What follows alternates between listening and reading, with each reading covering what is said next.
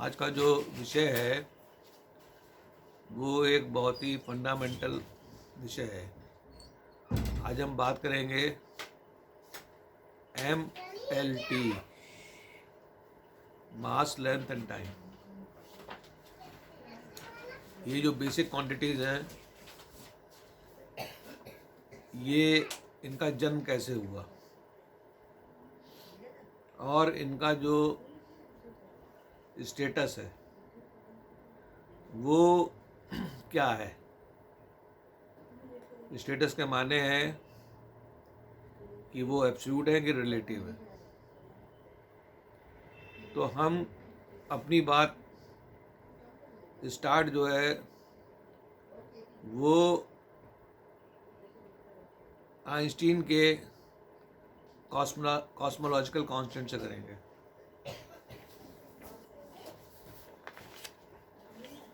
तो जब यूनिवर्स नहीं था तब एक्सपेंडिंग यूनिवर्स नहीं था, मतलब हबल कांस्टेंट का यूनिवर्स नहीं था, तो स्टैटिक यूनिवर्स था। स्टैटिक यूनिवर्स में माने हैं कॉस्मोलॉजिकल कांस्टेंट लैम्डा, ये पेरेंट बॉडी है और इस पेरेंट बॉडी से ये एक्सपेंडिंग यूनिवर्स निकला है। तो जो एक्सपेंडिंग यूनिवर्स की मानता है MLT, mass length and time, एक तरह की क्रिएटेड चीज़ है, एक तरह की क्रिएटेड चीज़ है। और वो जो डेफिनेशंस हैं वो सब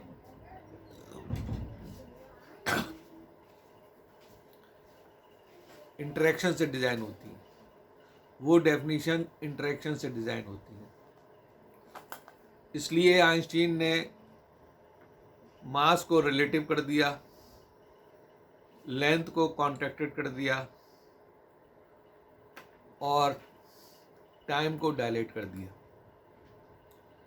मास को रिलेटिव कर दिया स्पीड से और लेंथ को कॉन्ट्रैक्ट कर दिया और टाइम को डायलेट कर दिया। तो ये इन्होंने जो बेसिक क्वांटिटीज थी मास लेंथ एंड टाइम, इसको डिस्टॉर्ट कर दी। डिस्टॉर्ट करने के माने ये उनकी समझ में नहीं आया कि what is interaction, mass length और टाइम ये कैसे पैदा होते हैं और कैसे ये इंटरेक्ट करते हैं, जिससे कि उनकी वैल्यू जो है हमें घटती बढ़ती दिखाई पड़ती है। तो हमारा जो यूनिवर्स है एक्सपेंडिंग यूनिवर्स, ये पेरेंट यूनिवर्स स्टैटिक यूनिवर्स से निकला है। तो पहले हम स्टैटिक यूनिवर्स को समझते हैं।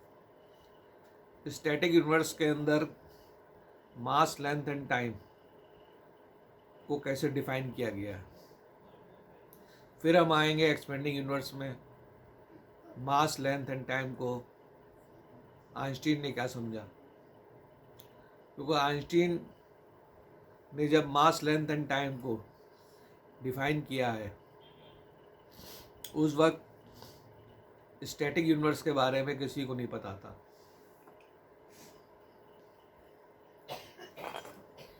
और ना ही गॉड पार्टिकल के बारे में पता था,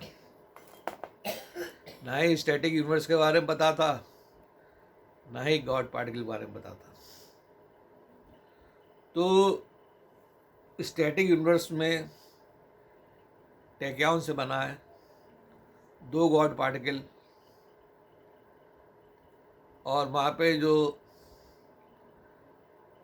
मास है, मास जो है वो गॉड पार्टिकल का मास है।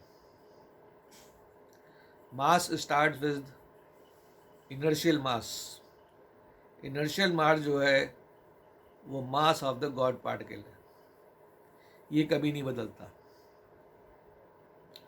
तो बेसिक चीज़ ये डाल लीजिए दिमाग में कि स्टैटिक यूनिवर्स में मास जो है वो एब्सोल्यूट है, और वो by virtue of God particle है। एक एनर्जी गॉड पार्टिकल है, एक मैटर गॉड पार्टिकल है। तो दोनों का मास कांस्टेंट है, दोनों का मास और ये एब्सोल्यूट है। इस मास, क्योंकि ये ऑब्जेक्टिव रियलिटी बनाता है, जो मास है ये ऑब्जेक्टिव रियलिटी बनाता है।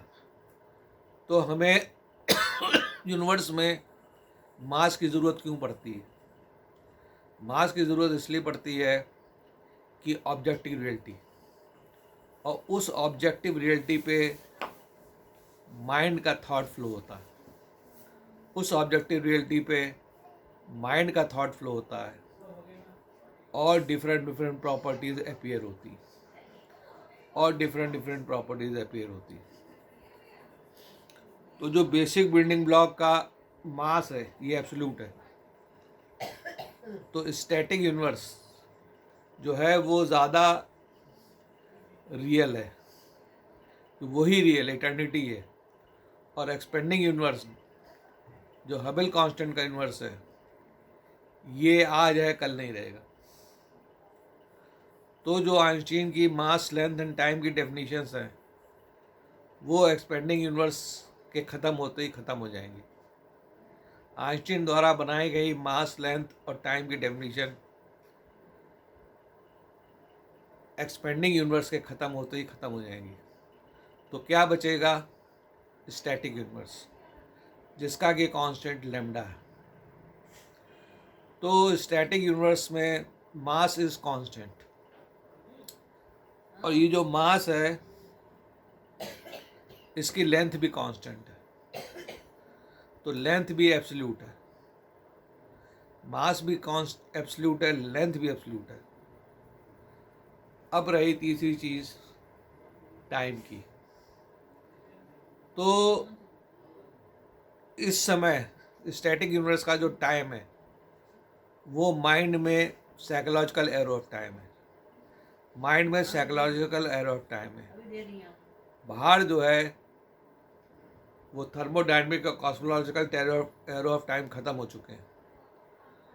तो जो thermodynamic error of time, cosmological error of time, ये एक्सपेंडिंग यूनिवर्स के साथ पैदा होते हैं और एक्सपेंडिंग यूनिवर्स के साथ ख़त्म हो जाते हैं। तो इटर्निटी जो है वो है साइकोलॉजिकल एरर ऑफ टाइम, वो है साइकोलॉजिकल एरर ऑफ टाइम। तो जब एक्सपेंडिंग यूनिवर्स नहीं होगा, जब हबल कांस्टेंट का यूनिवर्स नहीं होगा, तो स्टैटिक यूनिवर्स रहता है, और ये पेरेंट बॉडी है, इसका कांस्टेंट लैम्डा है। तो इसमें हर चीज़ एब्सोल्यूट है, इसमें मास भी एब्सोल्यूट है, लेंथ भी एब्सोल्यूट है, और टाइम जो है वो साइकोलॉजिकल एरर ऑफ टाइम है, वो साइकोलॉजिकल एरर ऑफ टाइम है। तो स्टैटिक यूनिवर्स पे आप ज़्यादा भरोसा करिए। जब आपको MLT के बारे में उसकी डेफिनेशन बनानी हो, मास, लेंथ एंड टाइम की डेफिनेशन, फिर आता है कि जब यूनिवर्स ओरिजिन हुआ, एक्सपेंडिंग यूनिवर्स हुआ, तो मास, लेंथ और टाइम कैसे इंटरेक्ट करता है, मास, लेंथ और टाइम कैसे इंटरेक्ट करता है, और वो इंटरेक्शन एक इल्यूज़न है, वो इंटरेक्शन एक इल्यूज़न है, जिससे कि आइंस्टीन को भ्रमित हुआ और उसने स्पेशल थ्योरी ऑफ रिलेटिविटी बनाई, और मास को रिलेटिव बताया, लेंथ को भी रिलेटिव बताया, और टाइम को भी रिलेटिव बताया। ये जो रिलेटिविटी पैदा हुई, ये by virtue of interaction, by virtue of interaction पैदा होती है, और ये इंटरेक्शन माइंड से ट्रिगर होते हैं, ये इंटरेक्शन माइंड से ट्रिगर हो, और ये fine tuning high centre of the universe ने करी है, ये fine tuning high centre of the universe करी है। तो आइए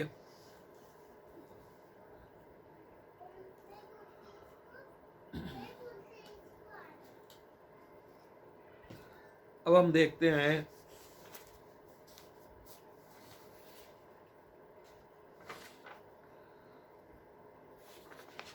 मास, लेंथ एंड टाइम।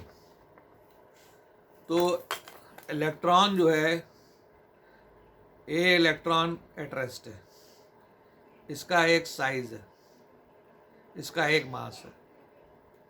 इलेक्ट्रॉन जो है ये इनर्जाइज्ड ग्रेविटॉन और एक बोसॉन से बना है, इसका एक मास है, इसको कहते हैं रेस्ट मास ऑफ इलेक्ट्रॉन। लेकिन जब इलेक्ट्रॉन की स्पीड बढ़ाई जाती है 60% स्पीड ऑफ लाइट या 80% ऑफ स्पीड ऑफ लाइट, तो इसमें एनर्जी मास ऐड होता है, इसमें एनर्जी मास ऐड होता है। तो सेकंड वाले में एनर्जी मास थोड़ा एड्जॉर्ब हुआ है और इसमें एनर्जी मास बढ़ गया, तो एनर्जी मास ज़्यादा एड्जॉर्ब हुआ।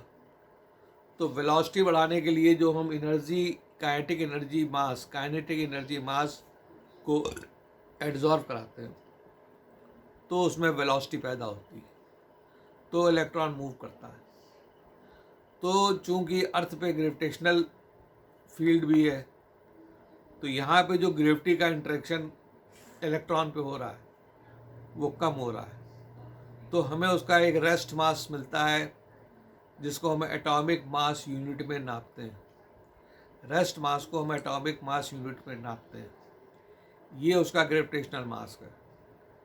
तो इलेक्ट्रॉन के दो मास हैं, एक इनर्शियल मास है जो बेसिक बिल्डिंग ब्लॉक से बना है, जो कभी नहीं बदलता, और दूसरा ग्रेविटेशनल मास जो ग्रेविटी से इंटरेक्ट करके एटॉमिक मास यूनिट, हमें जो यूनिट में नंबर मिलता है वो उसका ग्रेविटेशनल मास है।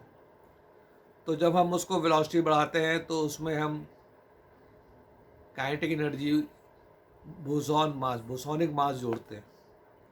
तो बोसोनिक मास जोड़ने से ग्रेविटी का इंटरेक्शन बदल जाता है और ग्रेविटी का पुल ज़्यादा हो जाता है,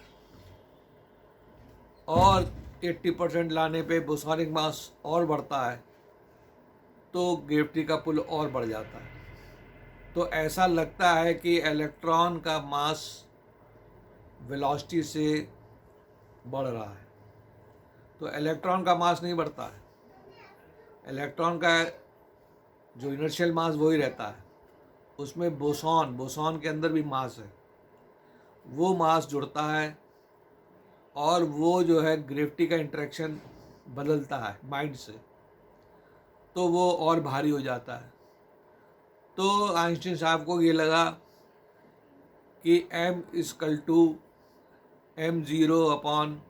- v²/c² में, कि जो मास है वो by virtue of velocity settle होता है। ऐसा नहीं है, मास जो है, जो इलेक्ट्रॉन का रेस्ट मास है, जो इनर्शियल मास है, वही 60% ऑफ वेलोसिटी ऑफ लाइट पे रहता है और वही 80% ऑफ वेलोसिटी ऑफ लाइट रहता है। तो जो बदलता है वो ऐड होता है बोसॉन का मास, काइनेटिक एनर्जी मास, जो उसकी स्पीड बदलती है 60 रेस्ट से 60% पे आया और 60% से 80% पे आया। तो जब ये चेंज होता है तो ग्रेविटी का इंटरेक्शन भी बदलता है, तो ग्रेविटी का इंटरेक्शन से वो और मैसिव हो जाता है, भारी। तो ऐसा लगता है कि उसका मास बढ़ गया, तो इट इज़ ए इल्यूज़न। मास जो है वो इंटरेक्शन से जो है बदल रहा है, एटॉमिक मास यूनिट, वो ग्रेविटेशनल मास है जो इंटरेक्शन से बदल रहा है, इनर्शियल मास कांस्टेंट रहता है। इसी तरह जब हम लेंथ पे आते हैं, तो जो मास ऐड हुआ है उससे जो सर्कुलर स्ट्रक्चर है इलेक्ट्रॉन का, वो ऑप्टिकल इलिप्टिकल स्ट्रक्चर में बदल जाता है। तो ऐसा लगता है कि लेंथ कॉन्ट्रैक्ट कर रही है, ऐसा लगता है लेंथ कॉन्ट्रैक्ट कर रही है, क्योंकि उसमें मास ऐड हुआ है बोसॉन का। तो उसका शेप जो सर्कुलर था वो बदल के इलिप्टिकल हो जाता है। तो ऐसा लगता है कि लेंथ कॉन्ट्रैक्ट कर गई। तो हालांकि ये सब इंटरेक्शन का खेल है, माइंड से डिज़ाइन होता है, और ये fine tuning high centre of the unit के लिए।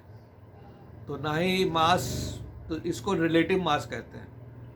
आइंस्टीन साहब इसको रिलेटिव मास कहते हैं कि mass is a relative term, जबकि मास जो है वो रिलेटिव टर्म जो है वो इल्यूज़न है। इसी तरह लेंथ भी रिलेटिव टर्म जो है इल्यूज़न है। उसकी लेंथ घटती नहीं है, वो ऐसा लगता है कि उसका शेप जो था वो सर्कुलर की जगह इलिप्टिकल हो जाता है। तो कहते हैं कि वो कॉन्ट्रैक्ट कर गई, लेंथ कॉन्ट्रैक्ट कर गई। लेंथ कॉन्ट्रैक्ट नहीं करती है, वो उसमें मास ऐड होने से उसका शेप बदल जाता है। मास ऐड होने से शेप बदल जाता है। ये इलिप्टिकल बन गया, जो सर्कुलर था ये इलिप्टिकल बन गया। तो हाई वेलोसिटी पे ऐसा लगता है कि इलेक्ट्रॉन इलिप्टिकल हो गया। इलेक्ट्रॉन सर्कुलर ही रहता है, गेंद की तरह रहता है, और वो उसका साइज भी उतना ही रहता है। तो ये तो चीज़ थी मास और लेंथ की इन एक्सपेंडिंग यूनिवर्स। एक्सपेंडिंग यूनिवर्स जब ख़त्म होगा तो ये इंटरेक्शन ख़त्म हो जाएगा, और आइंस्टीन की जो रिलेटिविटी का जो इन्फ्रेंसेस है वो भी ख़त्म हो जाएंगे। और अब आता है टाइम। टाइम को ज़रा गहराई से समझिएगा।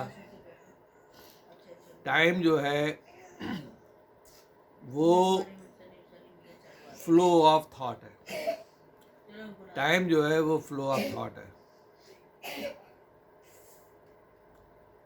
फ्लो ऑफ थॉट जो है वो जल्दी जल्दी होना है या देर से होना है, ये चीज़ जो है फाइन ट्यूनिंग इन्होंने करी है।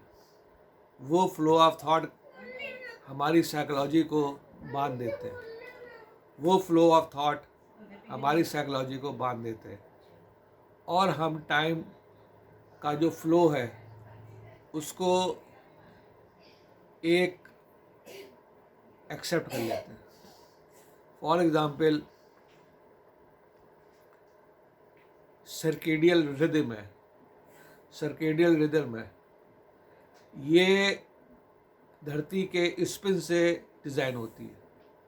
धरती के जो स्पिन है उससे सर्केडियल रिदम डिज़ाइन होती है, और धरती का स्पिन थॉट से डिज़ाइन होता है। धरती का जो स्पिन है थॉट से डिज़ाइन होता है। तो इन्होंने जो फाइन ट्यूनिंग करी धरती के स्पिन की, 24 घंटे में एक बार धरती जो है अपनी एक्सिस पे घूम जाएगी। उस स्पिन की वजह से दिन और रात जो पैदा हुए, तो उसमें सूरज जो है वो फॉर एग्ज़ाम्पल 12 घंटे के लिए आता है और 12 घंटे के लिए गायब हो जाता है। तो दिन और रातों का जो टाइम तय हुआ वो स्पिन से तय हुआ। उसको हमने 24 घंटे में बांटा। उसको हमने 24 घंटे में बांटा। 24 घंटे को हमने मिनट में बांटा, और मिनट को हमने सेकंड में बांटा, और सेकंड को हमने फिर और भी छोटे सेगमेंट में बांटा। तो व्हाट इज टाइम? टाइम की ट्यूनिंग कैसे होती है? तो टाइम की ट्यूनिंग जो है, एक तो ये अपनी टाइम की ट्यूनिंग करते हैं। तो जब यूनिवर्स स्टार्ट हुआ था, एक्सपेंडिंग यूनिवर्स, और जब यूनिवर्स एंड होगा, तो एक क्लॉक जो है वो बेसिक बिल्डिंग ब्लॉक पे पाई जाती है। उस क्लॉक को कहते हैं बायोलॉजिकल क्लॉक, टाइम माइंडनेस। वो time mindness real time mindness है, लेकिन हर बेसिक बिल्डिंग ब्लॉक की वो सेटिंग अलग अलग है। जो बेसिक बिल्डिंग ब्लॉक किसी भी सिस्टम के हिस्सा बनते हैं तो उसकी जो टाइम का एक्सप्रेशन है वो अलग अलग है। तो जैसे कि पहले हम लेते हैं ये HR डायग्राम। HR डायग्राम में जो बायोलॉजिकल क्लॉक है वो अरबों साल में बांधी गई।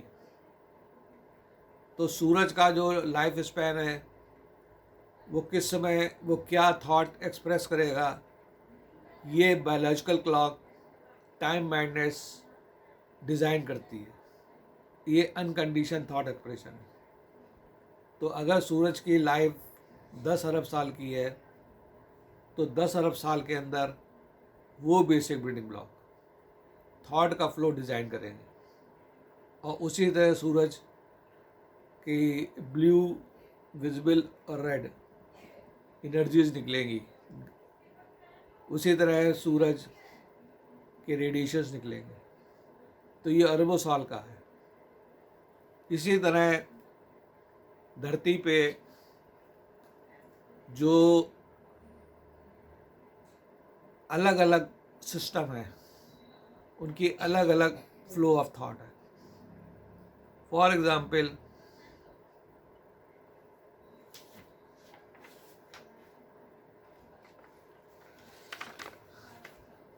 Atomic clock. एटॉमिक क्लॉक में क्या है कि एटम का जो वाइब्रेशन है उससे जो है फोटॉन निकलना है, वो पल्सेस एक रेगुलर रिदम से निकल रही हैं, तो वो थॉट से निकल रही हैं।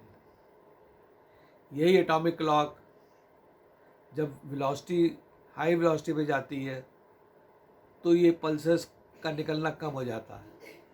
ये हाई ग्रेविटी में ये पल्सेस का निकलना कम हो जाता है। तो इसको टाइम डायलेशन कहते हैं। इसको टाइम डायलेशन कहते हैं। तो टाइम डायलेशन जो है वो इंटरेक्शन है। टाइम डायलेशन एक इंटरेक्शन है। तो जो सर्केडियल रिदम है वो उस पर हमारी जो मेन है सर्केडियल रिदम, क्योंकि जो ये बायोलॉजिकल क्लॉक है, ये बायोलॉजिकल क्लॉक जो हमारी अंदर है, तो जब सूरज निकलता है तो सनलाइट से हमारे बॉडी के अंदर हार्मोनल चेंजेस आते हैं और हमारा BMR, हमारे जितने भी BP है या एक्टिविटीज़ है वो बदलती है, हार्मोन्स बदलते हैं। और जैसे ही सूरज डूबता है तो ये सर्केडियल रिदम जो है ये दूसरे हार्मोन्स ट्रिगर होते हैं। तो ये 24 घंटे के अंदर ये साइकिल रिपीट होती है। तो ये जो गॉड पार्टिकल 24 घंटे के अंदर बदल रहे हैं और ये फ्लो ऑफ थॉट जो है 24 घंटे में तय होता है। तो हर सिस्टम का फ्लो ऑफ थॉट अलग अलग है। कहीं कंडीशनड है, कहीं अनकंडीशनड है। तो टाइम जो है वो एक तरह के एडिक्शन है। टाइम एक तरह का एडिक्शन है। वो एडिक्शन जो है वो फाइन ट्यून इन्होंने करी है। तो बहुत से ऐसे जानवर हैं, जैसे अमीबा है, उसकी बायोलॉजिकल क्लॉक दूसरी तरह से चलती है। बैक्टीरियों की बायोलॉजिकल क्लॉक दूसरी तरह से चलती है। और जैसे जैसे डिफरेंट स्पेशीज, सबकी बायोलॉजिकल क्लॉक अलग अलग तरीके से चलती है। पेड़ पौधों में भी बायोलॉजिकल क्लॉक है, वो भी अलग अलग तरीके से चलती है। इसी तरह प्लेनेट, सोलर सिस्टम, गैलेक्सीज, तो सबकी बायोलॉजिकल क्लॉक है और सबका फ्लो ऑफ थॉट अलग अलग है। तो फ्लो ऑफ थॉट जो है वो टाइम मैंडेट से ट्रिगर होता है। तो कहने का मतलब ये है कि जो आई है, बेसिक बिल्डिंग ब्लॉक है, वही टाइम है। आई एम टाइम के माने जो बेसिक बिल्डिंग ब्लॉक है जो ट्रिगर करता है फ्लो ऑफ थॉट, वो फ्लो ऑफ उसको कहते हैं टाइम बाइंडर्स। और वो अनकंडीशन तरीके से थॉट एक्सप्रेस होते हैं, प्रोग्रामिंग होती है, इंटरेक्शन होता है और इफ़ेक्ट आते हैं। तो इफ़ेक्ट का जो आना है वो टाइमिंग जो है वो टाइम बाइंडर्स डिज़ाइन करती है। तो बायोलॉजिकल वर्ल्ड में इसका जो फ्लो है टाइम का वो डिफरेंट है, और नॉन बायोलॉजिकल वर्ल्ड में फ्लो ऑफ थॉट्स टाइम का जो फ्लो है वो डिफरेंट है। और ये डिफरेंट है इसलिए है कि वो इवेंट की लाइफ साइकिल है, उन इवेंट्स की लाइफ साइकिल है।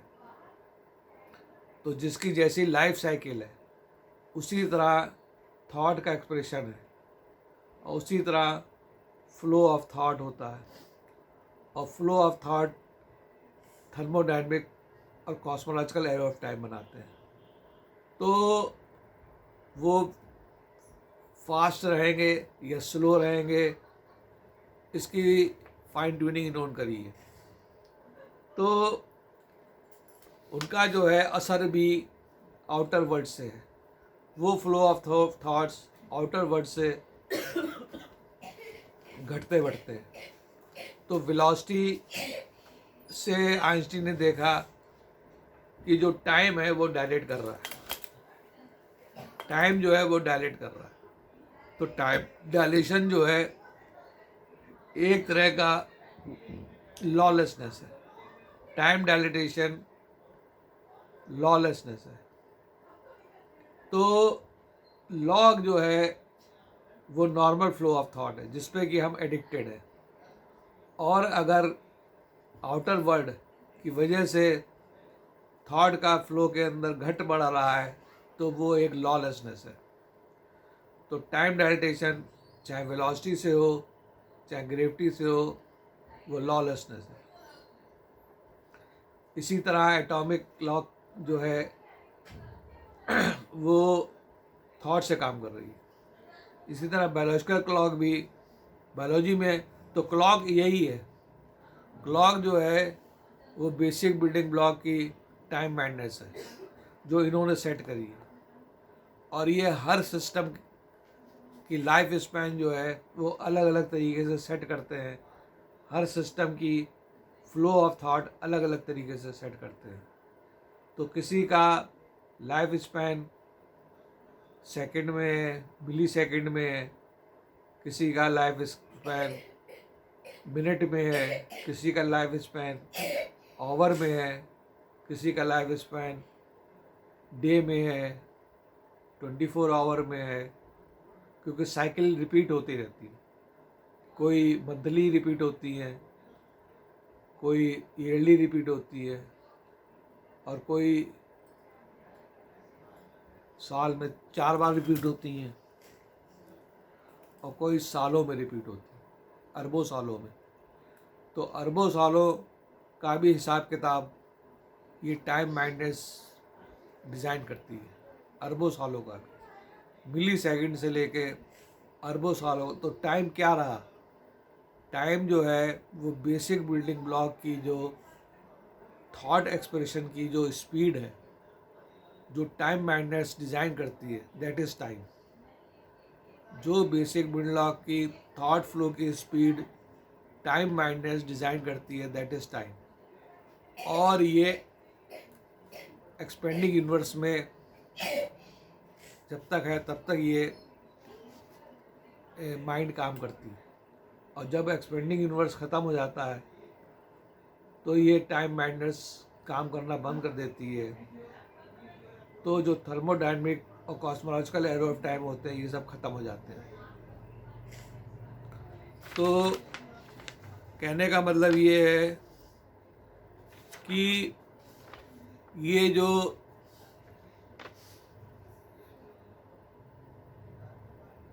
सीसीपी है, सीसीपी में एक टाइम मैडनेस है, कॉन्शियसनेस है, टाइम कॉन्शियसनेस है, उसको टाइम मैडनेस कहते हैं। ये इन्फ्लुएंस भारी वर्ड के लाइट से भी होती है और इस पे वेलोसिटी का और ग्रेविटी का असर, जो बायोलॉजिकल हमारे ऊपर जो बायोलॉजिकल वर्ड है उसमें वेलोसिटी और ग्रेविटी का कोई भी इन्फ्लुएंस इस टाइम मैडनेस पे नहीं है। लेकिन जब ये time madness atomic time madness बनती है, क्वार्ट्ज की टाइम मैडनेस, मेटल की टाइम मैडनेस बनती है, तो वहाँ पे आउटर वर्ल्ड वेलोसिटी और ग्रेविटी का इन्फ्लुएंस इस पे आता है, जिससे कि ये इसके थॉट स्लो हो जाते हैं और थॉट स्लो होने पे ये टाइम डायलेशन का फिनोमेना बनाती है। तो कहने का मतलब ये है कि मास,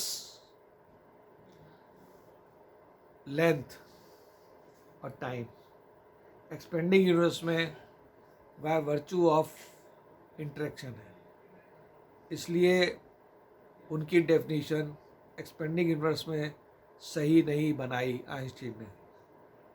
मास लेंथ जो बेसिक क्वांटिटीज़ हैं उनकी सही डेफिनीशन स्टैटिक यूनिवर्स में आपको मिलेगी। स्टैटिक यूनिवर्स में क्या है?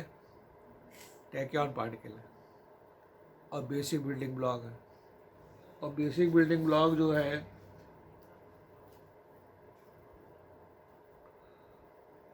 उन पे प्रॉपर्टी क्या है? तो बेसिक बिल्डिंग ब्लॉक की प्रॉपर्टी है मास। बेसिक बिल्डिंग ब्लॉक की प्रॉपर्टी है मास, जो कि हर चीज़ का इनर्शियल मास बनाती है। बेसिक बिल्डिंग चाहे जब बोसॉन हो, बोसॉन का भी इनर्शियल मास होता है और फर्मियन का भी इनर्शियल मास होता है। तो बेसिक बिल्डिंग ब्लॉक पे आके जो मास है वो एब्सोल्यूट दिखाई पड़ेगा, लेंथ भी एब्सोल्यूट दिखाई पड़ेगी, और टाइम जो है वहाँ पे जो टाइम है वो साइकोलॉजिकल एरो ऑफ टाइम के रूप में दिखाई पड़ेगा। टाइम जो है साइकोलॉजिकल एरो ऑफ टाइम के रूप में दिखाई पड़ेगा, इटर्निटी। तो इटर्निटी जो है वो एब्सोल्यूट है। इटर्निटी में मास भी एब्सोल्यूट है, लेंथ